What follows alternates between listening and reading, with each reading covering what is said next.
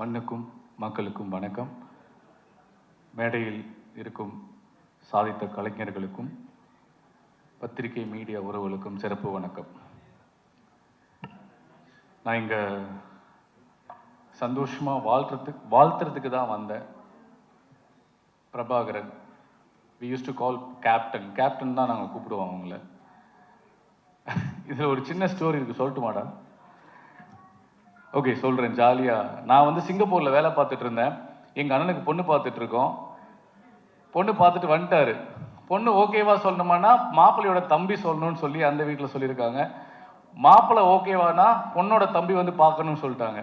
So பொண்ணோட தம்பி வந்து கோயம்புத்தூரில் படிச்சுட்டு இருக்கான், 8th ஸ்டாண்டர்ட். மாப்பிள்ளையோட தம்பி வந்து சிங்கப்பூரில் வேலை பார்த்துட்டு இருக்கான். பொண்ணோட தம்பி அவன், மாப்பிள்ளையோட தம்பி நான். அப்படி தான் எங்களுக்கான அறிமுகம். என்னுடைய மாப்பிள்ளை, என்னோட மச்சினை, எனக்கு உயிரான ஒரு ஒரு ஒரு மனுஷன். ஏன்னா ஆனால் என்னை பார்த்து தான் அவன் சினிமாவுக்கு வந்திருக்கான். நான் நிறைய வாட்டி சொல்லுவேன், வேணாம் மாப்பிள்ளை நீங்கள் வராதிங்க, சினிமாவுக்கு வராதிங்க. நான் சினிமாவுக்கு வந்து ஒரு 3-4 இயர்ஸ் இருக்கும்போது தான் அவன் சினிமாவுக்குள்ளே வர்றான். அப்போ வேணாம் மாப்பிள்ளை, நீ சினிமாவுக்கு வராத, கொஞ்சம் வெயிட் பண்ணு, நான் ஜெயிச்சுக்கிறேன், அதுக்கப்புறம் வான்னு சொல்லுவேன். கேட்க மாட்டான். இதுவரை நான் சொன்ன எந்த விஷயத்தையுமே கேட்டதே கிடையாது. எனக்கும் அவனுக்கும் சண்டை பயங்கரமாக வரும். என் கூட தங்கியிருந்தான். ஒரு டைம் சண்டை போட்டு போயிட்டான். இன்ன வரைக்கும் அவனாக தான் இருக்கான்.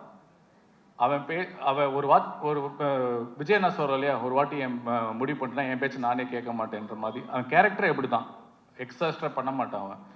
அவனுடைய சிந்தனை, அவனுடைய ஐடியா எல்லாமே ரொம்ப பெருசாக இருக்கும். அது நம்மக்கிட்ட கேட்டால் அது என்னடா இதெல்லாம் நடக்குமான்னு தோணும்.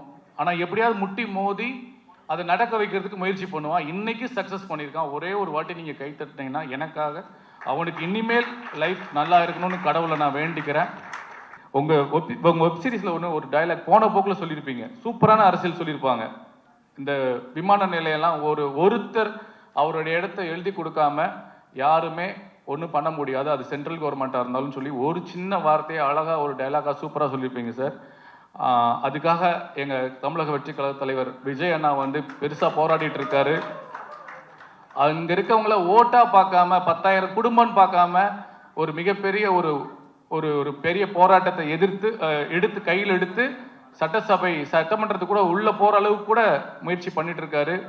ஸோ இந்த மாதிரி விளக்கங்கள்லாம் வந்து எங்களுக்கு இன்னும் ஊக்கமாக இருக்குது அதெல்லாம் பார்க்கும்போது. ஸோ பரந்தூர் மக்கள் லா அண்ட் ஆர்டரில் இருக்கு. நீங்க கையெழுத்து போடாம உங்க இடத்த கொடுக்காம கவர்மெண்ட் கையகப்படுத்த முடியாது, சட்டத்தில் இடம் இருக்கு. அந்த செய்திக்கு நன்றி, டைரக்டருக்கும் ப்ரொடியூசருக்கும் நன்றி.